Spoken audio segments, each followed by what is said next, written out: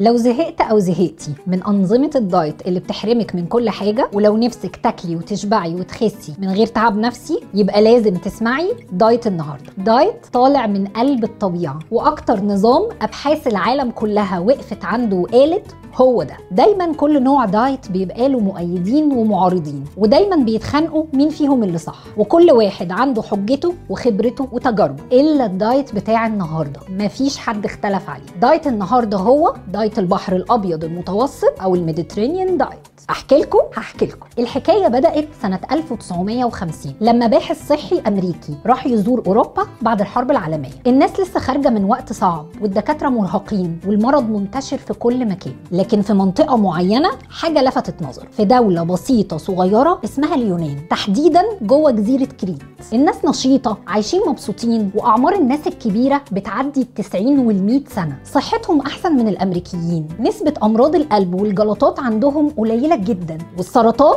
مفيش. وطبعا كانوا ماشيين في حياتهم من غير جيم، من غير بروتين شيك، من غير مكملات ب100,000 جنيه. لقوا الناس بياكلوا زيت زيتون، بياكلوا عيش اسمر هم اللي عاملينه، خضار طازه، سمك، فاكهه وبس.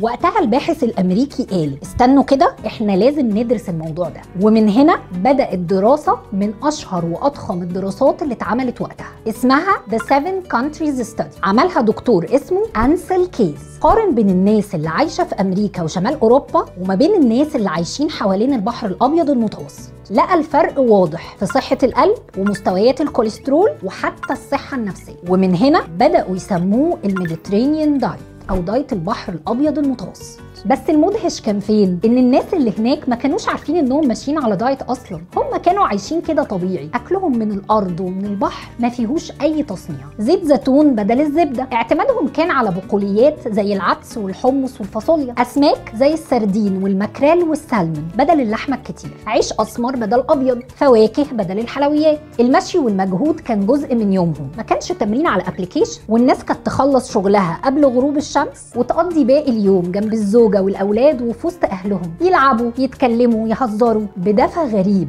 يشفي لوحده أصلا من أي مرض. طيب طريقة الأكل دي بتدي إيه للجسم؟ وليه بقى في دايت اسمه كده؟ لأن المنهج ده في الأكل بينظم سكر الدم، بيساعد على نزول الوزن بطريقة هادية وثابتة، بيدي طاقة ويقلل الالتهابات، وبيحسن الهضم والمناعة، والأهم بيدي إحساس إنك مش ماشي على دايت أصلا، لأنه مفيش حرمان، مفيش ممنوعات بجد، هو كله في التوازن والاعتماد على المصادر الطبيعية مش المصنعات. طيب مين ينفع له النظام ده؟ تقريبا الكل حرفيا، اللي بيخس، اللي عايز يحافظ، اللي عنده مشاكل صحية، اللي بيبدأ يتعلم ياكل صح. ينفع للأطفال والمراهقين والحوامل واللي عندهم مقاومة انسولين، وحتى مرضى القلب، لأنه غني بدهون صحية وألياف ومضادات أكسدة. فين الصعوبة فيه؟ بصراحة مفيش صعوبة حقيقية، بس فيه شوية حاجات محتاجة وعي. أول حاجة تقليل اللحمة الحمراء، تقليل السكر حتى لو طبيعي، وإنك ما تبقاش بتاكل كميات ضخمة برضو. هو مش أكل مفتوح، هو أكل ذكي. طيب هل مكلف؟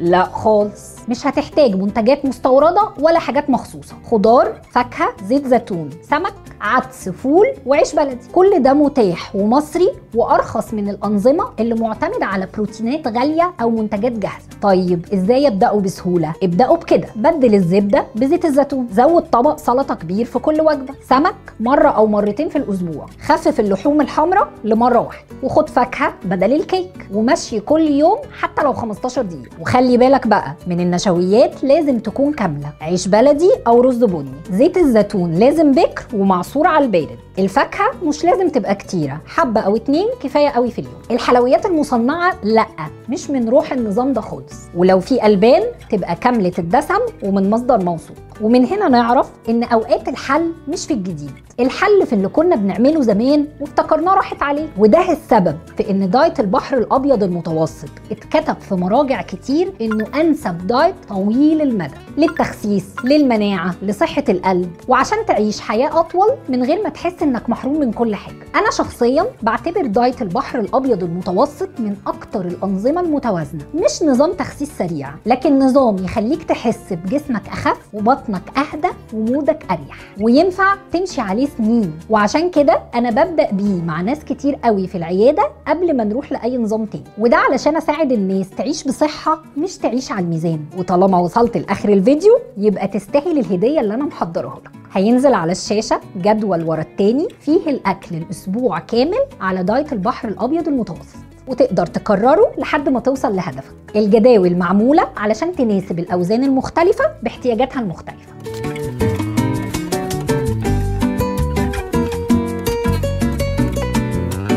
لو عايزين تفاصيل أكتر ودايتات أكتر اعمل لايك وسبسكرايب واستنى الفيديوهات اللي جاية.